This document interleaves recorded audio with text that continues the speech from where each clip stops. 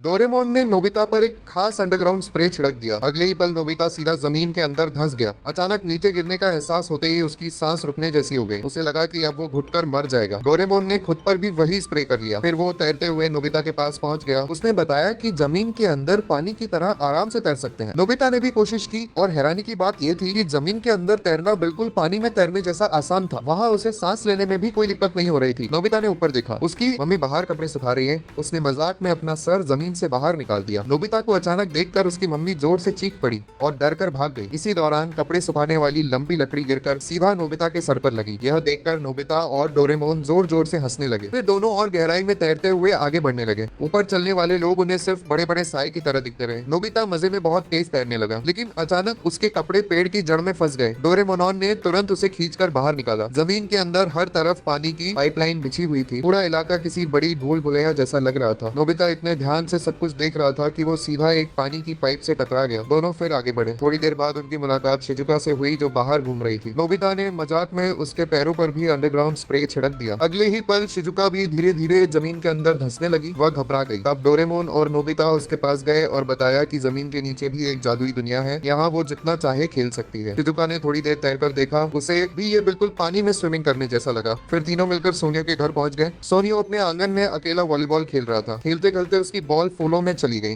उसकी मम्मी ने तुरंत टोकते हुए कहा, गार्डन में बॉल मत खेलो। जैसे ही सोनियो बॉल उठाने के लिए झुका, नोबिता का सर अचानक जमीन से बाहर आ गया। ये देखकर सोनियो डर के मारे पीछे गिर गया। नोबिता ने तुरंत उस पर भी अंडरग्राउंड स्प्रे छिड़क दिया और अगले ही पल सोनियो भी जमीन के अंदर चला गया। आवाज सुनकर उसकी मम्मी पीछे मुड़कर देखती है, लेकिन तब तक सोनियो गायब हो चुका था। डोरेमोन ने सबको बताया कि जमीन के अंदर रहना बिल्कुल सुरक्षित है, इसलिए सबने मिलकर वहीं अंडरग्राउंड वॉलीबॉल खेलना शुरू कर दिया। सोनिया ने जोर की छलांग लगाई और पूरी ताकत से बॉल स्मैश की। बॉल सीधा नोबिता की तरफ आई, लेकिन नोबिता उसे रोक नहीं पाया। वॉलीबॉल जमीन से बाहर निकल गई और सीधा जियान के चेहरे पर जा लगी। जियान गुस्से से लाल हो गया, लेकिन उसे समझ ही नहीं आया कि बॉल किसने मारी। सबने मिलकर उसके साथ मजाक करने का फैसला किया। सोनिया ने चुपके से अपना सर जमीन से बाहर निकाला। उसने एक पत्थर उठाया और जियान की तरफ फेंक दिया। जियान गुस्से में तुरंत पीछे मुड़ा, लेकिन वहाँ कोई भी नहीं था। तब शिजुका ने जमीन के अंदर से उसके जूतों को खींचना शुरू कर दिया। ऐसा लग रहा था जैसे उसके जूते अपने आप चल रहे हो। फिर वो दोबारा अपनी जगह पर आ गया। ये सब देखकर जियान बुरी तरह घबरा गया। तभी नोबिता ने फिर से अपना सर जमीन से बाहर निकाला। उसने पेड़ की एक डाली से जियान को छेड़ दिया। जियान ने पीछे मुड़कर देखा, लेकिन उसे सिर हिलती हुई डाली नजर आई। सब लोग इतने मजे लेने लगे कि मजाक और भी बढ़ता गया। अचानक जमीन के अंदर से 4 हाथ बाहर निकले। उन्होंने जियान की शर्ट और पैर पकड़ लिए। जियान डर के मारे जोर से चिल्लाया। मॉन्स्टर और वहां से पूरी स्पीड में भाग गया। जियान को इतना डरा हुआ देखकर सब लोग जोर जोर से हंसने लगे। अब खाली मैदान फिर से उन सबका हो गया और सब मिलकर खुशी खुशी दोबारा वॉलीबॉल खेलने